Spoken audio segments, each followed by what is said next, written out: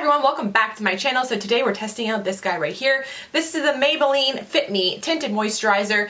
This has been in the drugstore, I want to say, for at least 3 weeks. I did grab it right when it came out, but I actually haven't had time to film the video. So here I am now, going to film this video testing this out for you. I have worn this about 3 or 4 times.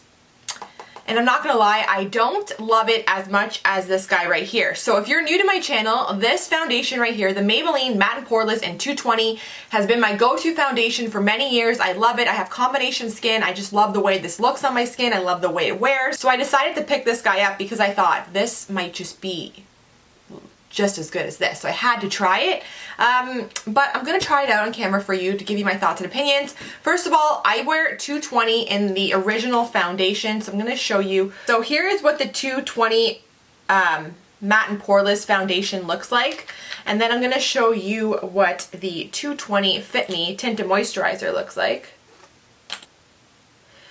I do find that the Tinted Moisturizer is a lot lighter actually. It has kind of the same undertone, but it's definitely lighter. So if you are trying to match yourself based on your Fit Me color, I think I would go up a shade, possibly. This does dry down. It does have a little bit of like a yellow and pink undertone, which is a nice neutral undertone. And I do find that the Tinted Moisturizer has more of that golden undertone rather than having a little bit of the pink built into it. So the coloring is not spot on with the original Fit Me foundation, so that's just one thing to kind of point out. So this guy, the Tinted Moisturizer, is supposed to give you a natural look, a fresh feel, buildable coverage with 12-hour hydration. And it also has 76% of the ingredients being natural, which is great.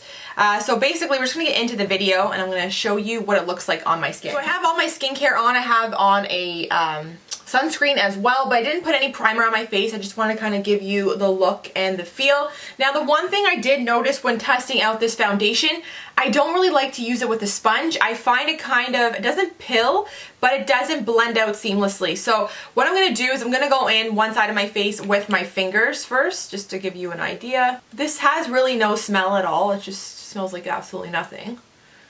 When you start to kind of rub it into the skin, I would say it does feel like it's a little bit thick, almost like you're putting on a moisturizer in a way. Now I don't know if you can see this on camera, but I feel like you have to really work with this because if you don't, you're gonna get streaks in your skin. The time right now too is 10:30 in the morning, so I'm gonna wear it throughout the day and give you my thoughts and opinions at the end. I did have a little bit of a zit left over here. It's kind of dried out. It doesn't cover completely, but it does cover a bit, which is great. So it's about, I would say it's like a light coverage. You can probably build to a medium on it for sure. It does give you some coverage. You can see the difference between each side of my face. So obviously we have this side here, which kind of evens out the redness, a little bit of spots from this side here. They're kind of still peeking through. So it does give you a decent coverage. If you check out my fingers from applying this product, you do kind of see the product pilling, and this is kind of what happens, I find, if you don't work quickly with the product. Like, it can kind of bunch up, which is a little bit disappointing, just because again I love the Maybelline Matte and Poreless foundation. It's my favorite. So you have to kind of, it's a little bit finicky is what I'm trying to get at. So if you want to apply it with a brush, and to be honest with you, I've never really applied it with a brush, so I don't even know if I'm going to like it. But here we go. We'll do this side here so you can see. I actually think I like a brush better than the sponge. The sponge I really didn't like. I don't know if it's a combination of the sponge kind of being damp and the product just really not sitting well, maybe with damp, with a damp applicator. So I could tell you that the sponge really didn't work for me. Now you can kind of tell, I don't know if you can really see this on camera or not, but I do feel like it's kind of bunching in that area, which is making it look a little bit gray. And I do think it looks way more natural when you apply it with your fingers, just because I kind of feel like it needs it to kind of push the product into the skin, because I do feel like with the brush application, it doesn't look smooth, to be honest. And again, my fingers are really, like, it's just, you know, I love, honestly, pretty much everything I try from Maybelline. Maybelline is definitely my favorite drugstore brand. If I had to pick one brand to only shop from probably for the rest of my life and it had to be a drugstore brand, I would definitely go with Maybelline. I love Maybelline stuff. I find a lot of their stuff is excellent. But this is just one of these products that I've just been disappointed with. And like you can see, it's just not blending. See? You have to get the application right the first time around. You have to apply a thin layer. Like this side here kind of did a good job. So what I'm going to suggest to you, if you do purchase this foundation or tinted moisturizer, highly suggest you use your fingers. If you do not, I don't know if you'll be happy with this product, to be quite honest with you. I'm not even happy completely even by using my fingers, if you know what I mean. It's just not an easy foundation to work with. And you know what? This is not even, you can see my forehead. This is how it's rubbing out. And I don't know if it has to do with my sunscreen that I have on, which it might, but the thing is it shouldn't matter because I use a lot of foundations and I use the sunscreen. I have the Supergoop. I use it every single day on my face. I've been using it for the last like 3 or 4 months. No foundation or tinted moisturizer does this when I apply it over top of the Supergoop. So I'm kind of confused. It should just kind of seamlessly blend into the skin. So I don't know. It's just the formula just really is not good for me.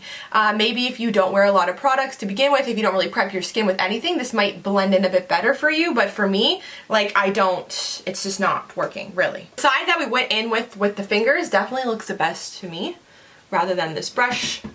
But again, it's not giving me full coverage. I still have a lot of like redness and little spots showing through. I'm not satisfied really with what I'm seeing. So you can see that my skin still looks like skin. It's giving me a light coverage. It's just not the finish that I want. Like this side of my face, it just doesn't even look that good. You know, like it's just not, kind of feels a bit sticky. I don't even know, even if I take a little bit more, I'm kind of nervous to do this to build just because I feel like it's just going to get splotchy. Okay, so I'm just going to stop applying this product because I feel like the more that I apply, the worse it's going to kind of build. It does give you a light coverage. You can try to build on it by pressing the product into your skin, but I don't know, you might get some weird splotchiness happening. I'm going to kind of fix the rest of my face with some concealer, set everything, and I'll be back after that. So I'll be back in a bit. The time right now is around 10:30 in the morning. So far, this is the tinted moisturizer on my skin. Am I loving it? Not really, but I'll be back.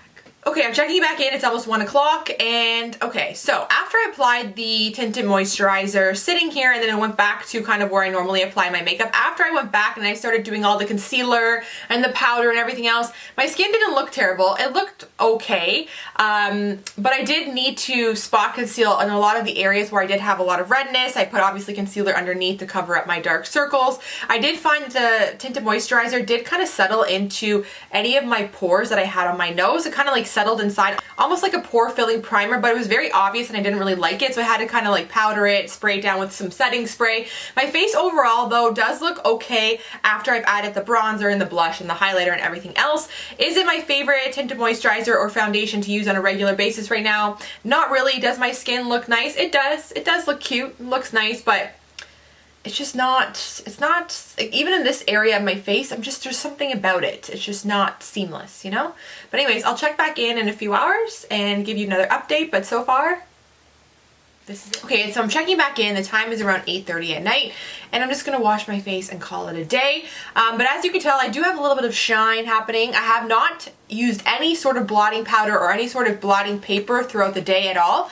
I have a lot of oiliness around the nose area and the T-zone. So as you can see, I'm just taking one of these little Anna Sui oil blotters, and I definitely have a lot of oil happening. But to be honest with you, I can't really fault the foundation that much, just because with any sort of foundation that I do apply, I do get pretty oily throughout the day.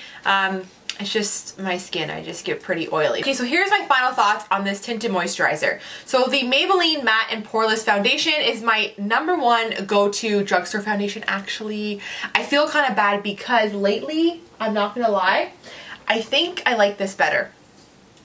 This guy right here is the L'Oreal True Match Nude Hyaluronic Tinted Serum, and it has been replacing this guy right here. I just really have been enjoying this, and I've been reaching for this more than this. Before this guy came along, this was my #1 for sure drugstore foundation, and it still is my #1 drugstore foundation if I want coverage. This guy right here is just great for like an everyday kind of natural feel and look. It just wears really great and just looks very natural. But if I do want more coverage, I'm definitely reaching for this guy right here. Is this Maybelline Fit Me Tinted Moisturizer going to replace this? Absolutely not. Hands down, no. I actually think you can get a better finish with the matte and poreless rather than this guy right here.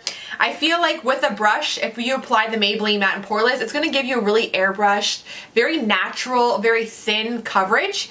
Kind of what this is supposed to do, but this kind of builds up, gets a little bit cakey, and is hard to blend.